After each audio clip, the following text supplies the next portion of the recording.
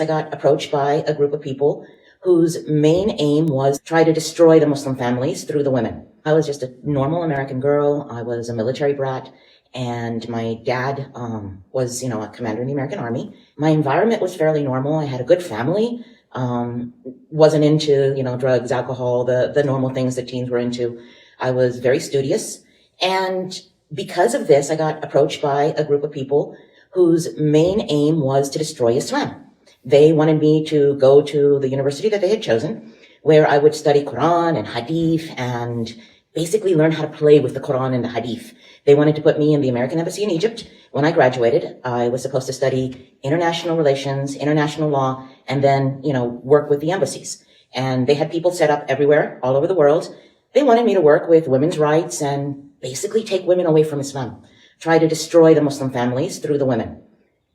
And this appealed to me. I thought the Muslim woman was oppressed. I thought the Muslim woman had no rights, poor little desert woman covered from head to toe, living in a tent in the desert. Her husband comes home to his, 1,000 wives and beats them all up. I really had a bad image about Islam.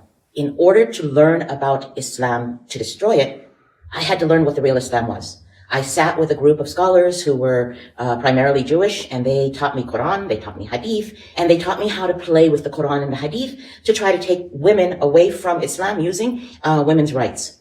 The thing is, when you study Islam and you actually have in your heart the intention that you want to know the truth comes to you.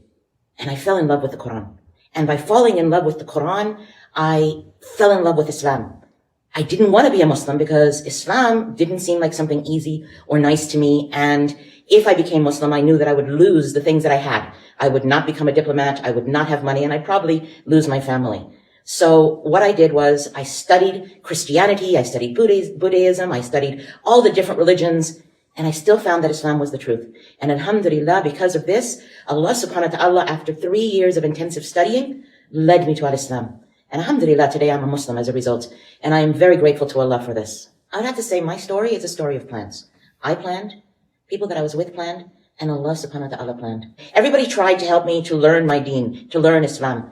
And even though I didn't tell anyone that at that point my family had disowned me and I had no money and I had, I'd lost my scholarship because of course they're not going to pay for my education if I'm no longer going to be destroying Islam.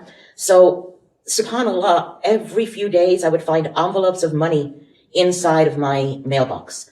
And I know that the Muslim community was helping me. So yeah, I had a lot of help. And I love the way that the Muslims came together and they provided me true sisterhood.